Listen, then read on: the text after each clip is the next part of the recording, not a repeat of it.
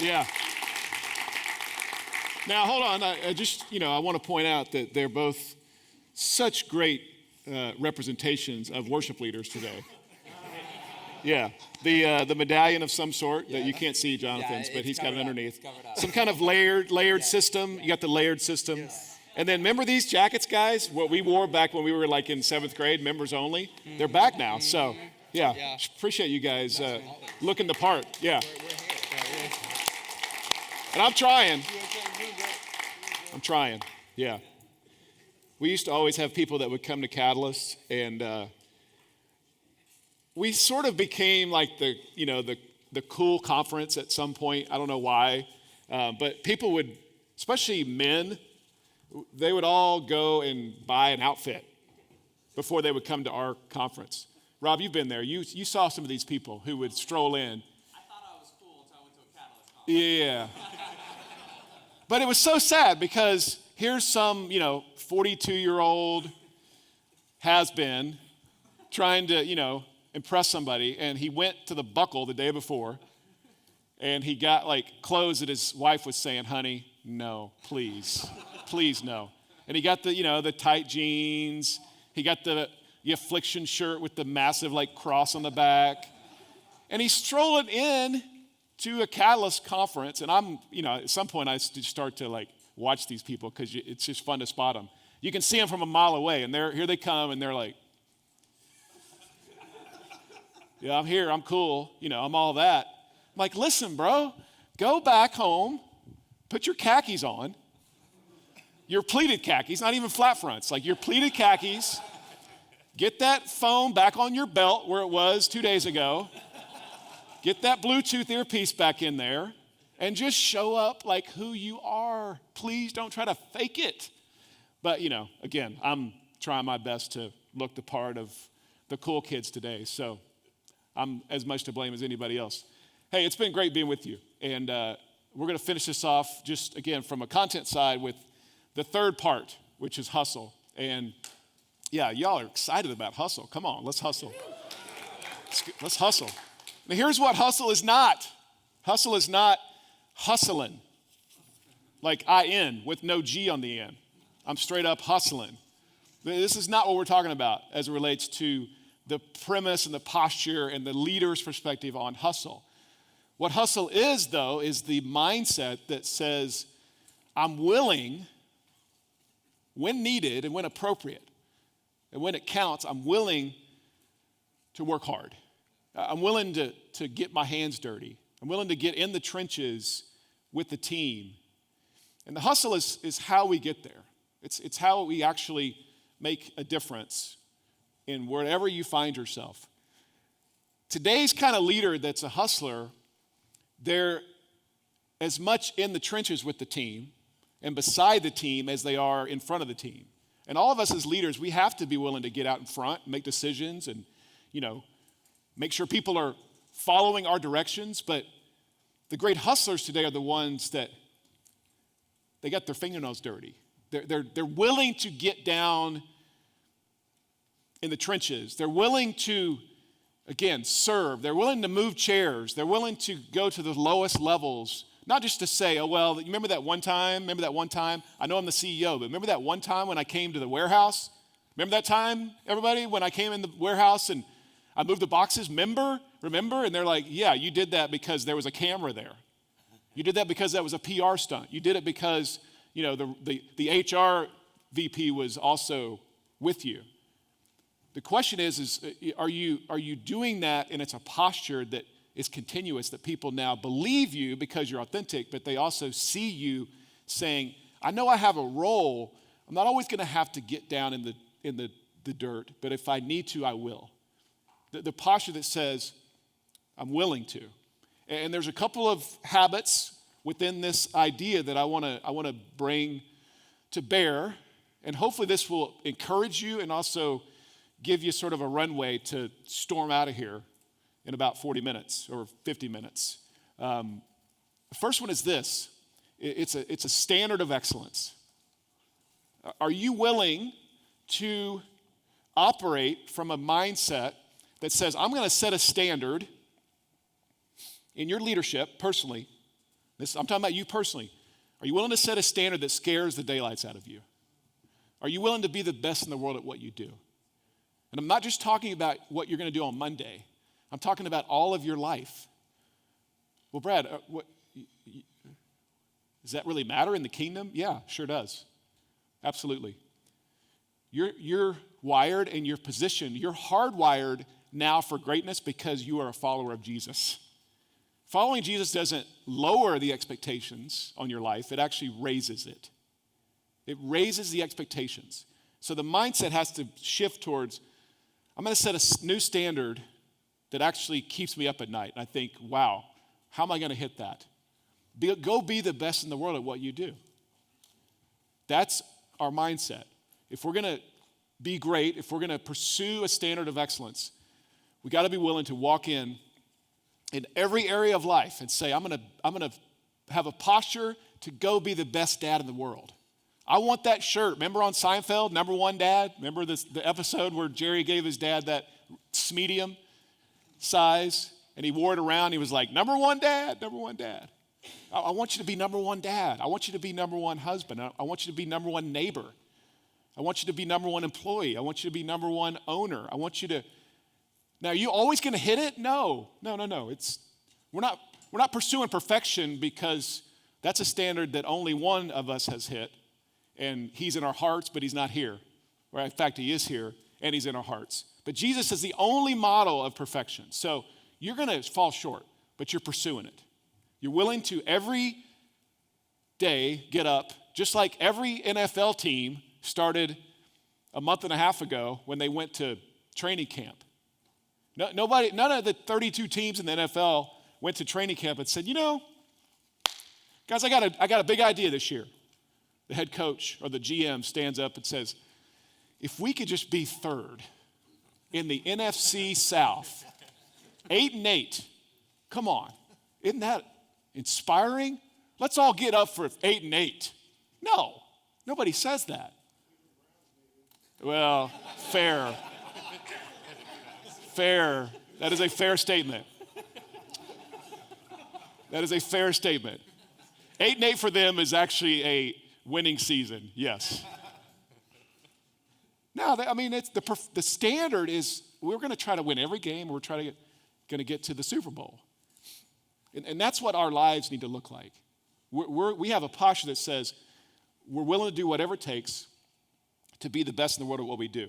And again, scripturally, I think that the gospel of Matthew chapter 5 sets this up for us. This is going to be reminders for you. Matthew 5:13. You know where I'm going. Salt and light. Here's what Jesus says. You are the salt of the earth, but if the salt have lost its savor, wherewith shall it be salted? It is therefore good for nothing but to be cast out and trodden. You are the light of the world. So our call is salt and light. A city set on a hill cannot be hid. Neither do men light a lamp and put it under the bushel, but on the stand, and it shines unto all that are in the house. Even so, let your light shine before men.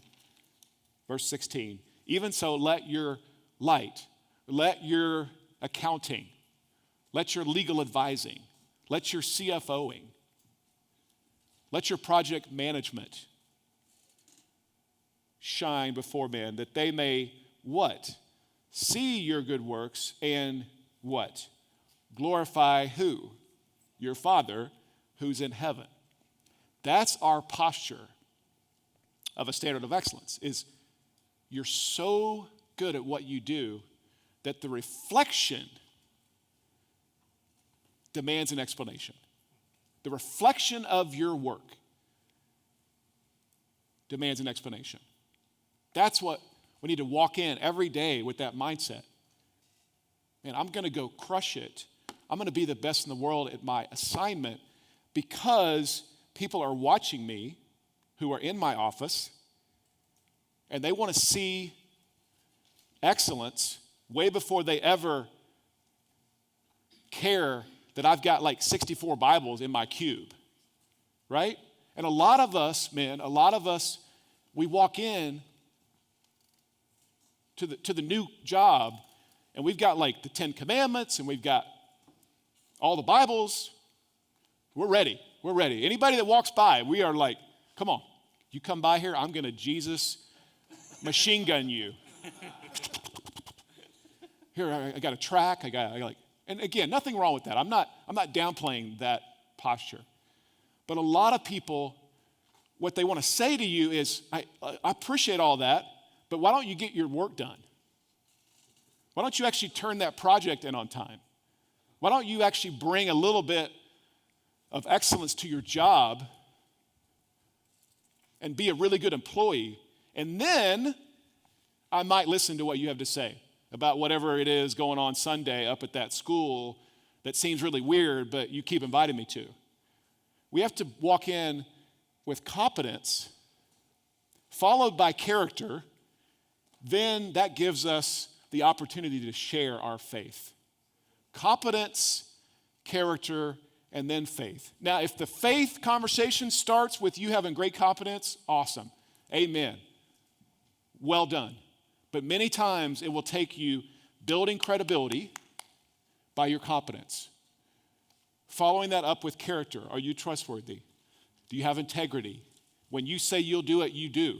And then all of a sudden, that same person walks back by and says, I don't know what's going on over here with Tom. Tom is the best. He's the best spreadsheet analyzer we've ever had in our company. In the history of XYZ, I've never seen a spreadsheet analyzer analyze like Tom does. And Tom says, when they ask him, Tom, why do you work so hard to be the best spreadsheet analyzer in the history of the world in our company? Tom says, well, you really don't want to know. You really don't want to know. And they say, no, we do. We're so interested now. We're curious. Tom says, well, you really don't want to know. Oh, no, we do. You see where I'm going. Tom, when he's led with competence and character, people are just flocking to know why he wants to be the best in the world. That's the posture. Culture, you know this is true, leaders. Culture is attracted to excellence. Culture loves excellence. When we lead with excellence as leaders, as followers of Jesus, when we walk into the public square and we have excellence all over us, culture will listen to us. I love what Mark Burnett says.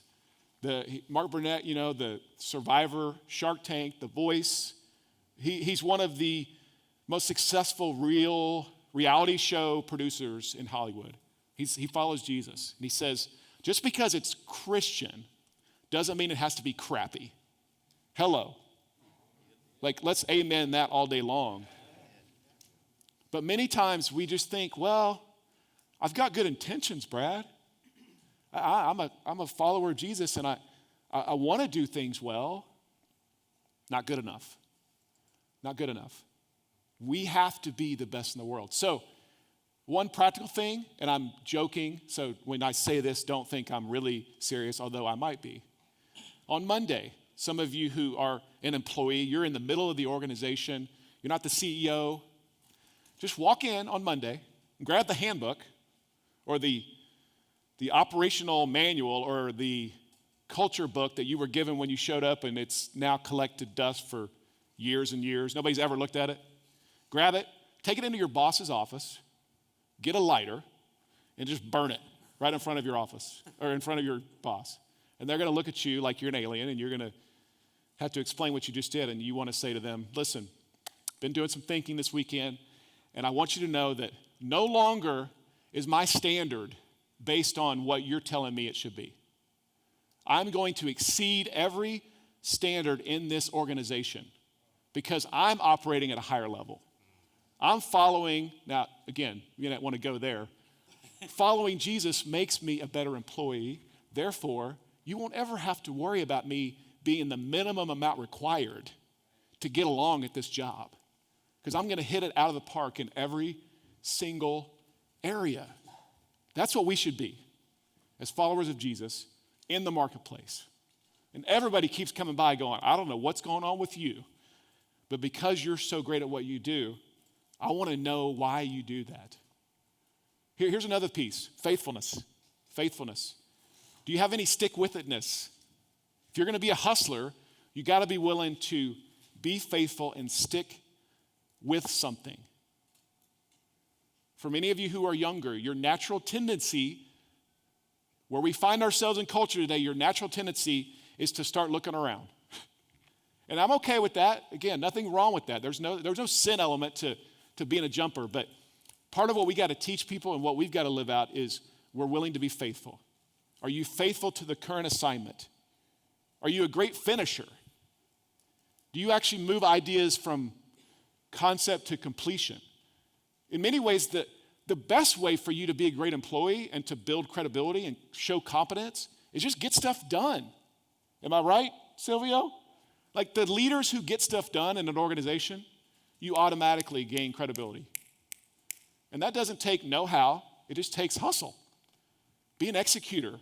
Take things from start to finish. I want to hear about you as a faithful leader. And this is not just in your workplace, this is faithful coach, faithful dad, faithful neighbor. Are you responsible? I can count on you. That's what I want to hear said about you. Oh, Rob, man. I love Rob. Why do you love Rob? Because every time I give him something to get done, he does it. And there's no drama. He finishes things. He gets things from the 20-yard line all the way into the end zone.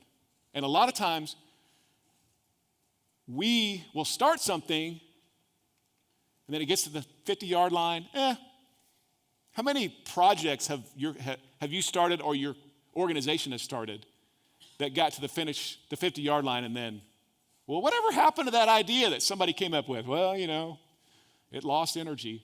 No, like be a finisher, be an executor, complete things, complete them. And it all goes back to, well, why, Brad? Because we're trying to show that our hustle is connected to purpose for us. And every time we elevate our game, somebody's going to think, you're different. There's something unique about you. What is it? I want to know more. And that's the way we gain influence. Faithful with little leads to faithful with much. I talk to young leaders all the time, and they say, Brad, I want to be in charge. And I say to them, someday you might. But the fact that you took that small assignment last week and blew it off because that's below you, that's your problem. You've got to take every assignment and crush it. If you are faithful with little, you will start to get more put on your plate. So, again, for many of you, you're in a season, you're in a job or a position where you look at somebody who's above you or maybe 2 levels above you and you think, I could do their job. Why am I not in that seat? And here's my advice. Start acting like you are right now. Start dressing, acting, leading, praying, showing up, talking. Start acting like you're already in the role that you want. We've heard it in sports. Practice like the starter. I know you're C team. I know you're third. I know you're wearing the headsets over there, looking at your phone, checking Instagram, checking Snapchat. That's not practicing like the starter, because the starter, I guarantee you, they're looking at the playbook. They're making sure they're prepared. So that's what faithfulness is. It's the stickiness of saying, I'm willing to invest in where God has placed me. Luke 16:10. I hope this is helpful, guys, because I want to see all of us, again, live this out. This is the way we gain influence in the public square. Luke 16, verse 10. He that is faithful in a very little is faithful also in much. He that is unrighteous, in very little is unrighteous also in much. Therefore, you've not been faithful. Who will commit to you the true riches? We want more on us. We want more opportunity, more influence, more power, more ability to impact people. We want to change the world. But we got to take the small things that we're given and move them forward. And here is the good news about faithfulness. Parable of talents, we talked about it earlier. Brad, I'm not in charge. I'm not the CEO. I'm not the rock star. I'm not the celebrity. I don't run things. But here's the good news. In the kingdom, your scorecard, your grade in the kingdom, in the eternal kingdom, the things that we're building into, your one that you turn into two is equal. It's equal to Billy Graham's 100 or 1,000 that he turned into 200 or 2,000. So in the eternal grade-giving system,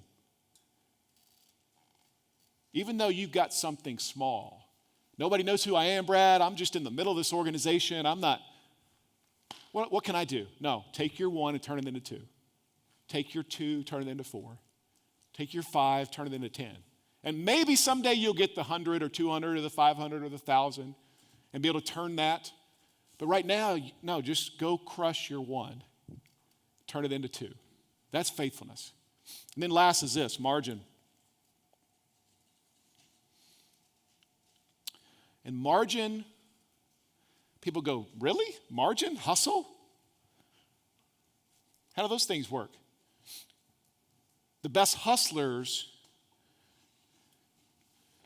are the best margin creators. The best hustlers are the best resters. The best hustlers are the ones who are the most generous. So hustle is about you working hard. Hustle is about you being faithful. But hustle is equally as much about you saying, I want it to be about somebody else, and I've got to put rhythms in my life. So what are the rhythms in your life, man? Every time I talk to somebody, most of the time, hey, how you doing? Oh, I'm good. Well, I'm really busy though. What do you mean? Oh, I don't have any time. I got no time. I just don't have any time. I got no time. I'm so busy, I got no time. Why not? Well, we're just maxed out. We got 17 soccer games, and we got 34 dinner parties, and running all over the place, and I got to travel this week for work, and okay, good, but not so good. Here's what margin does for you. Margin, if you put it in, it allows you to respond to opportunities put in front of you. Margin in business, you know what margin does? You know what profit margin allows us to do? It allows us to expand. You don't have any margin in your business, you can't pursue the things that you feel like are next. Margin in family creates memories, man. If you don't have any margin in your family time, you're going to have a hard time ever creating memories because all you're doing is just trying to keep up. Margin in friendships creates significance. Margin in friendships, when you can actually respond to your friend or friends and say, hey, I got time for you today. That creates significance. So my challenge and encouragement to you, and I struggle, all of us struggle with this, is you've got to be intentional about creating space. You got to be intentional about stillness. You got to be intentional about Sabbath. You got to be intentional about space. And stillness is the part that most of us hate. Because all of a sudden we start dozing off or we start daydreaming. But stillness for you is important because it allows your system to reset. It's like the home button and the power button on your iPhone. You need to recalibrate daily or at least weekly. The rhythm of stillness you have to put in your life. Sabbath is really simple. At least one day a week. Oh, Brad, but I'm in a season of startup and okay, that's fine. But now that's turned into 5 years. Now that's turned into 10 years. I'm the CEO. What else? Put the rocks in first that are the most important.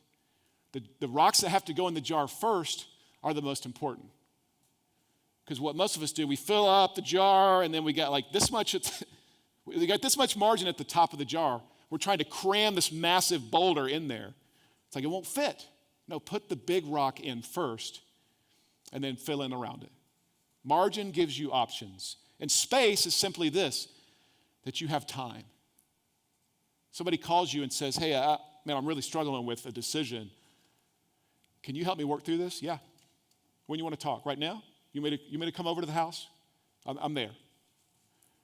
That's hard for us, many of us, to do. Because nothing wrong, nothing sinful, nothing you've done, but this will help you. The best leaders, the hustlers, are the ones who create time. Success is usually about me, but again, significance. Friendships, family, co-workers, life. The way I get to significance is I make it about others. And the best way for me to make it about others is to build in margin. My last point is this: be a memory maker. Be a memory maker. So when I'm around you, I levitate after the conversation. I'm inspired. You fill me with passion. You deal hope to me like it's going out of style. I got plenty of it. And you're a memory maker. The idea that, man, last time I was with Bill, wow, life-changing, life-changing. Or, remember the last time, kids, we went on the vacation? Remember when we went to that place? Life-changing. Remember that conversation we had as friends when you were struggling with that? Life-changing. Be a memory maker. Be a memory maker. So hustle, it is about working hard. It is about excellence. It is about faithfulness. It is about stick-with-itness, but it's also about your Sabbath, your rhythms, your rest. A lot of us are stressed out because we've just filled our schedule up to as much as possible. You got to get rid of some of that stuff. I want, when people ask me, all the time they'll say, Brad, I don't want to bother you. I know you're really busy. Like, actually, I'm not. Bother me. Well, no, bother me. Because I'm trying to be that friend to people in my life. Because I went through the season where everybody was a nuisance to me because they were now sideways energy and distraction. Compared to, I want to be the leader now who, when somebody says, do you have time? I'm like, yeah, I actually do. I think that has to be part of our hustle muscle. If we're going to be leaders who make a difference, we got to allow margin and rhythm and Sabbath into our life. So that's it. Be humble, stay hungry, always hustle. Be humble, stay hungry, always hustle. And here's the good news, man. By the way, I want to put I got like 3 slides left that are practical books, podcasts, and blogs. So like take a picture of this or write it down. We'll leave it up there as long as you want. And this is not the only leadership books out there, obviously, but people ask me all the time, Brad, what do you feel like is your top 10? And I just made a slide because it was way easier to make a slide than it was to talk about it. Now, I did put my name at number 9, which is totally lame. Such a lame move. But whatever. I'm throwing myself in with all the greats. Well, he's at number 7 anyway, so he's okay. He's got 2. No, he's got 2 on the list. Pat's got 2 on the list. He's double the leader and the author of anybody else on the list. Everybody get that? Okay, the next slide is blogs or voices. And again, these aren't the only ones out there, but these are a lot of the ones that I follow and will frequently visit their sites. And there, as you can see, there's some on there that are Christian and some that are not. I like to actually consume things from all types of voices. And I'm a mature enough believer at this stage of my life that I can actually filter it. Because I believe all truth's God truths. Everybody get that one? And then one more is the podcast. And I don't know if you all are podcast junkies. I am. I'm a podcast I'm a junkie. So these are 10 of the ones that I listen to on a regular basis. I've got several more, but these seem to add the most value to me as a leader. The great thing about podcasts, Free, free, and you can listen for 5 minutes and then turn it off if you don't like it. But it's a great way to consume content, whether you're mowing the lawn or you're driving or you're doing the dishes or you're at work and nobody's really around and it's like, oh, okay, I can have my earbuds in because everybody does anyway and actually get some value added to me. But here's the thing I wanted to leave you with is we're all trying to figure out, again, how to be great, right? Nobody I ever ask says, I think I just want to be average. No, we all want to be great. And the beauty of being a follower of Jesus is greatness is now hardwired into you. The Holy Spirit has infiltrated you in ways I can't explain that you now have all the DNAs of greatness on you. Now, is that greatness of what the world says? No. But it is greatness of what the kingdom is, of what God has instilled in you. So your confidence starts there. Whether you're CEO, whether you're middle manager, whether you just got fired, whether you just retired, whether you're about to retire, whether you've been a classic entrepreneur, it doesn't matter. Greatness is in you. It's on you, and it's waiting to be released. So hopefully there was one thing, and maybe more, but at least one thing in what we talked about today that will inspire and motivate you on being great. But I'm for you. I'm with you. My email address is first and last name at Gmail. And that actually comes to me. That's not some, fake email address. I get that. First and last name at Gmail, no dot. Email me. If you have a question or you're like, Brad, you got any resources? I'm struggling with identity. I'm dealing with stuff at home. I don't care. I just want to be a resource to you guys. So I say that all the time, and then nobody ever emails me. The same is true when I say, I got plenty of time. Let's talk. So if you have a question or thought, please email me. But it's been an honor for me to be here. Silvio's going to come back up. And by the way, Silvio's story and Chris's story. Where's Chris? Chris is, amazing, guys.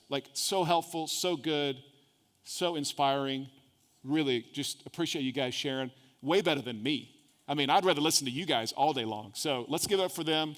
Silvio, come on back up, buddy.